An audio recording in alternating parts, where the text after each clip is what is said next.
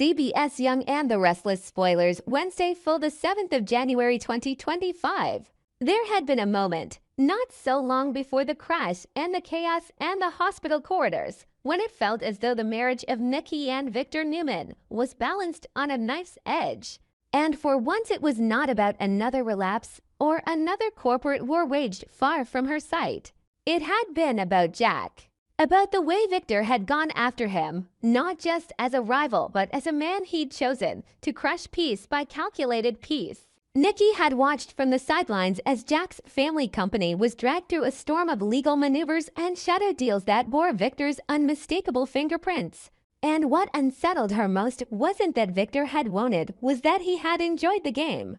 When she confronted him, her anger had not been the theatrical kind she sometimes used to puncture his ego, but a cold, shaking fury that came from somewhere deeper, somewhere older. She stood in the ranch living room, spine straight, eyes blazing, telling him with a clarity that left no room for misunderstanding that if he did not stop what he was doing to Jack, if he did not draw a line and keep his hands off the ruins he had already made, she would leave. Not a threat tossed in the heat of an argument, but a vow spoken by a woman who finally saw her husband as something terrifyingly close to the monster his enemies always described. For a breathless, suspended second, it felt like something had actually cracked between them. He looked at her with that mask of confusion he wore when confronted with a moral argument that did not bend to his logic. She looked back and saw not the man who once rescued her from her worst mistakes, but the man who now justified his own as strategy, as survival, as inevitable. The air between them thickened with unspoken history, affairs forgiven, betrayals rationalized, 1,000 lines crossed and redrawn in the name of love or loyalty or sheer exhaustion. And then, as he had done so many times before, Victor reached for something he knew would wrap itself around her heart like a chain. He gave her a Christmas present that sparkled the moment she opened the velvet box, light catching on every facet of the necklace he'd chosen with meticulous intention. It was not just expensive, it was extravagant, almost obscene in its beauty, the kind of thing that said I see you, I value you, I claim you, all at once. But it wasn't the diamonds that disarmed her. It was the story he wrapped around them, the well-worn confession he pulled out like a talisman whenever he needed to reframe his actions not as cruelty, but as inevitability. He spoke of being a poor orphan, abandoned and unloved, clawing his way through a world that viewed him as disposable. He reminded her that every ruthless decision, every line crossed, every manipulation was born from the instincts of a boy who had once been powerless and swore never to be weak again. It was a story Nikki knew by heart, one that had once made her fall in love with him, one that had justified so much for so long. The problem was that it still worked on her, even when she didn't want it to. She saw the scared child beneath the iron exterior, and in seeing him, she surrendered again. The righteous, furious woman who had stood there minutes before, ready to walk away and leave the empire behind, felt herself blur at the edges. She told herself that he couldn't help it, that he was wired to fight, that everything he did even to Jack was just Victor trying to make sure no one could ever take from him what had once been denied. Somehow, in that warped emotional alchemy, Jack's corporate destruction became a side effect rather than a choice. Her anger softened, then receded, and by the end of the night, the necklace rested around her neck, and her promise to leave lay unspoken and broken at their feet. She didn't forget exactly, but she buried it the way she had buried so many uncomfortable truths about the man she loved. Now standing in the hospital while her son lay injured and the specter of Matt Clark hung over everything, that memory returned like a shard of glass under her skin. The doctor's voices droned on about Nick's leg, about pins and plates and surgical risks, but part of Nikki's mind was elsewhere, replaying that argument in the ranch living room. The flash of moral clarity she'd had, and the way it had been diffused with diamonds and orphan stories. She thought about Jack, about the quiet devastation in his eyes when the company that had defined his life was pulled out from under him by Victor's machinations. She thought about the way she had once told Victor that destroying Jack this way made him no better than the monsters he claimed to fight, and how, for a brief moment, she had meant every word. Yet here she was, at her husband's side again, watching him marshal private security, leverage influence, and bend systems to protect their son. The same ruthless streak that terrified her was now the only thing standing between her family and the man who wanted them dead. It was dizzying, this duality her husband as both guardian and executioner, savior and destroyer, depending entirely on where you stood in relation to him. The looming shock everyone in Genoa City seemed to sense but not yet understand weighed heavily on her conscience. Would it be the moment she finally stopped letting him hide behind his tragic origin story and looked at the man he had become without the filter of pity? Or would it be the moment he realized that, despite the diamonds and the years and the vows renewed over and over, Nikki's heart still had a small, stubborn space that Jack Abbott occupied, a space where she could breathe without feeling like she had to excuse someone's darkness just because she loved them? Victor had always painted Jack as the worst kind of villain, the most evil man in his personal mythology, not because Jack was truly monstrous, but because he dared to stand against him, to question him, to see through him. In Victor's mind, Jack was the embodiment of everything that threatened his control. In Nikki's, Jack was something far more dangerous, a reminder that she could have chosen a different life, a different kind of love, one that did not require her to forgive the unforgivable over and over again. What Victor did not yet know what might become the real shock when the truth finally slipped out was that Nikki hadn't entirely stepped back from Jack's orbit after threatening to leave. She had not rekindled a romance, but she had found herself gravitating toward him in quiet and planned moments, conversations at the club that stretched longer than they should have. Shared drinks where the topic of Victor hovered unspoken between them. She justified it as concern, as history, as friendship. But deep down she knew she was doing something that, if the roles were reversed, she would call betrayal. Not because she was cheating on Victor in any conventional sense, but because she was confiding in Jack the doubts she couldn't voice to her husband. Letting Jack see the cracks in a marriage Victor believed he had already secured. That was the line Victor would never tolerate being crossed at the corporate battles. Not the moral arguments, but the idea that his wife might emotionally align herself with the man he considered his ultimate enemy. In the stark light of the hospital, watching Victor give orders, watching him insist to Sharon and Victoria that he knew how to handle Matt, how to protect his family, Nikki saw the pattern repeat itself with almost brutal clarity. Victor and Nick were not as different as they liked to pretend. Nick had inherited his father's certainty, that unshakable belief that he knew what was right, that his judgment was superior to anyone else's. It was why he had been so sure he could handle Matt personally, why he had insisted on being the one to transport him, why he had believed that the danger could be contained by his own will alone. Just like Victor, Nick had framed his decision as responsibility, as stepping up, as doing what needed to be done. But beneath that noble justification lay the same fatal flaw, the need to control everything himself, to prove that he could be the one to solve it, the one who didn't need help, the one who could carry the weight alone. The crash had proved how wrong he was. Lying in that ditch, pinned by pain and metal, calling his father for help because he could no longer move, Nick had tasted the same vulnerability Victor spent his life denying. And now, as he lay in a hospital bed with his leg marked for surgery, insisting that someone find Matt, that someone finish what he started, it was impossible not to see the through line between father and son. They both believed they were right. They both believed that whatever they did in the name of protecting their family was justified. And they both seemed blind to the destruction that followed in the wake of their certainty. Nikki stood between them in a way no one else truly did between the man who had spent his life bending the world to his will and the son who had learned that habit like a language. She loved them both with a ferocity that frightened her. But she also felt something else now, something that had been growing ever since the night she threatened to leave Victor and then didn't. It was the slow, dawning recognition that love was not enough to absolve them of what they'd done, and certainly not enough to absolve her of what she had allowed.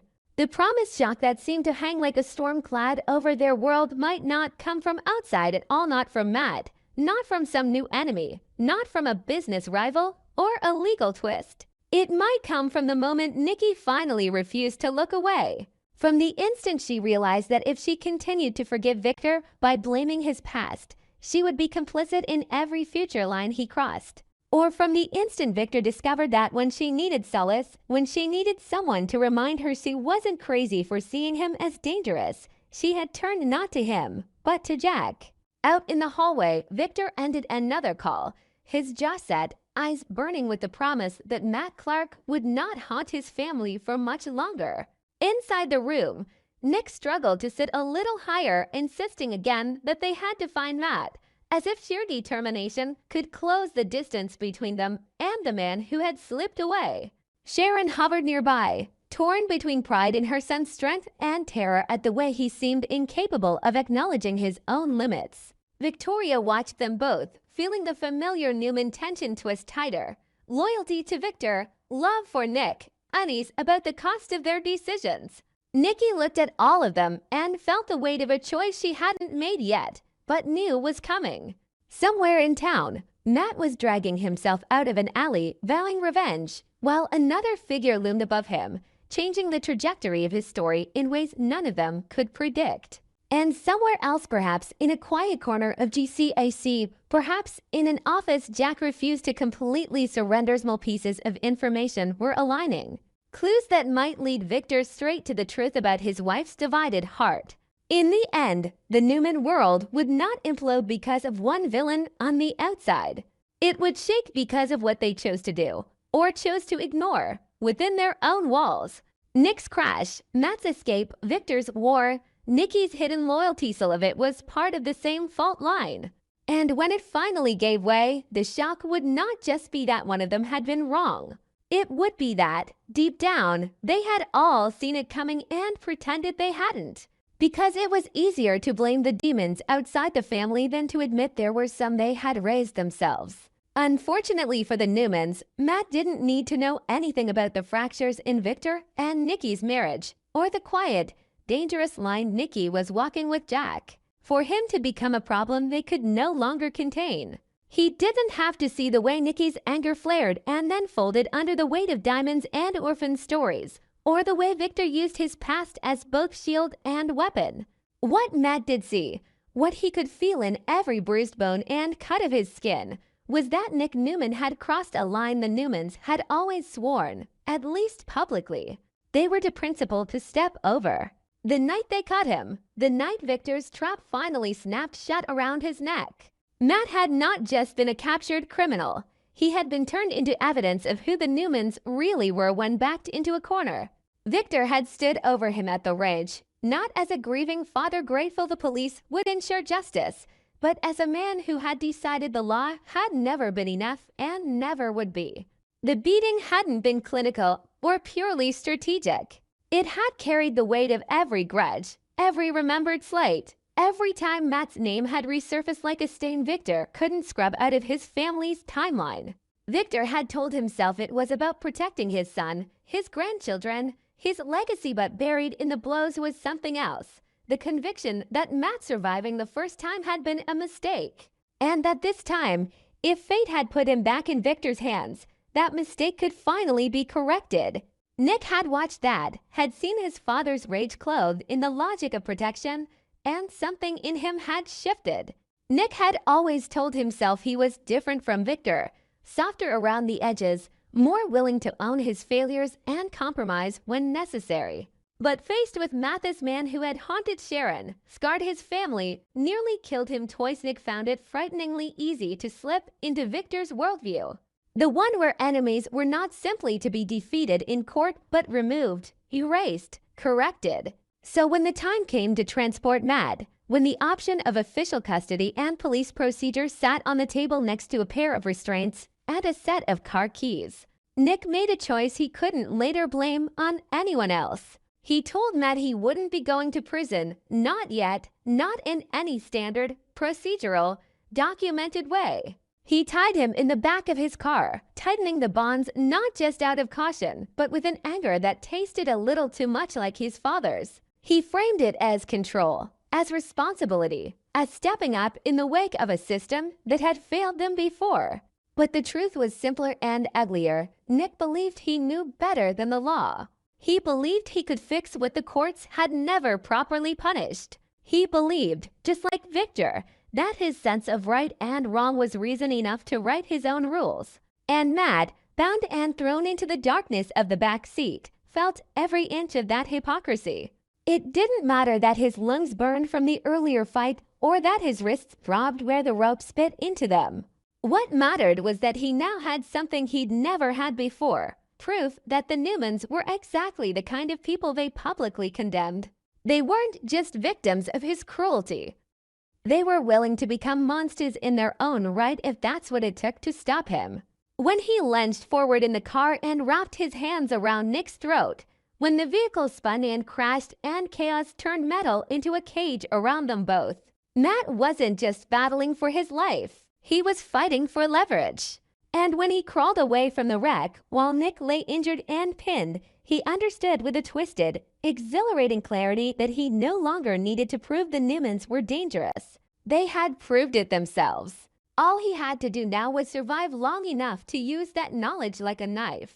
In another corner of Genoa City, the Newman patterned this belief that they were always right, always justified. Always the exception was playing out in a quieter, more insidious way through someone who technically wasn't a Newman at all, but might as well have been an honorary member of the city's most toxic alumni, Phyllis Summers. Phyllis had never had a relationship that wasn't either destructive, doomed, or built on sand. And yet there she was, positioning herself as the ideal person to lecture Daniel about what constituted a healthy, wise connection. It would have been funny if it hadn't been so painfully on brand for everyone involved. Phyllis's love life was a graveyard of spectacular implosions, each one paved with passion, righteousness, and bad decisions dressed up as destiny. She, like Victor, was an expert at turning her own damage into an explanation for everything, an origin story that made it easier to forgive herself even when no one else should have. So when she decided to insert herself into Daniel's confusion over Tessa, it wasn't because she had any real insight into how to maintain a stable, mutually respectful bond. It was because chaos was familiar to her, and control, especially over her children's choice, felt like the only antidote to a world she could never fully bend to her will. Daniel's involvement with Tessa was complicated even before Phyllis got hold of it. Tessa was married, for one thing, rooted in a relationship that had weathered storms most couples would crumble under. Whatever pull Daniel felt, whatever history and emotion and unresolved longing tangled between them, it wasn't simple, and it certainly wasn't wise. On that point, Phyllis was not wrong. But there was a sharp irony in her being the one to deliver that verdict. For Daniel to truly hear what unhealthy looked like, what unwise entanglement actually cost. He didn't need a lecture from someone who had spent years refusing to break patterns she clearly recognized. He needed, perhaps, the calm, grounded perspective of someone like Tessa herself, who knew what it meant to build something stable and fiercely defended, or someone like Mariah, who had clawed her way through her own labyrinth of trust issues and abandonment to choose commitment and accountability. Yet the person who seized the microphone was Phyllis, who, like Nick and Victor, believed that her conviction alone made her judgment correct. She railed against Daniel's choices, warned him he was heading into dangerous, foolish territory, insisted she knew better because she had seen it all. She was both right and wrong at the same time. Right that he was stepping into something messy and potentially harmful. Wrong that she was the model for what not to do. If Daniel listened, truly listened, what he might take away from her wasn't the content of her advice, but the shape of it. How easily love becomes control when filtered through fear. How quickly concern turns into manipulation when you believe you are the only one who can see the truth. Back in the Newman orbit, that same dynamic pulsed like a drumbeat underneath every decision. Nick telling Matt he wouldn't be going to prison just yet wasn't at its core. So different from Victor telling himself destroying Jack's company was a strategic necessity. Or Phyllis deciding she had the moral authority to condemn a relationship while standing on the wreckage of her own. All of them were trapped by the same flaw.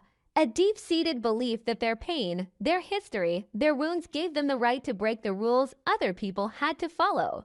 Matt, in his own deranged way, had always operated under that logic to lasting damage from his past turned into fuel for present cruelty. That was why the Newmans loathed him so much. He was a mirror they refused to look into. But now the mirror had teeth. By abducting him instead of turning him over to the authorities, by beating him at the ranch, by tying him up in the back of a car and driving off into the night nursing thoughts of permanent solutions rather than legal ones. Victor and Nick had handed Matt something he had never possessed before. The moral high ground, twisted and unstable though it might be. He could present himself, if it came to that, as the man the Newmans had tried to disappear off the grid, the criminal whose guilt became their justification for committing crimes of their own.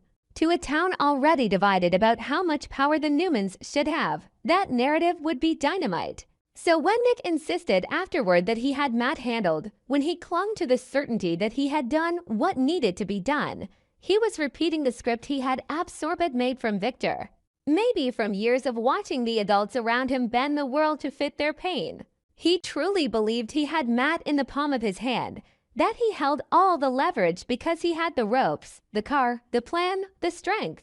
What he didn't see, what none of them saw yet, was that the second he stepped outside the bounds of the law, he had placed a loaded weapon in Matt's hands as well.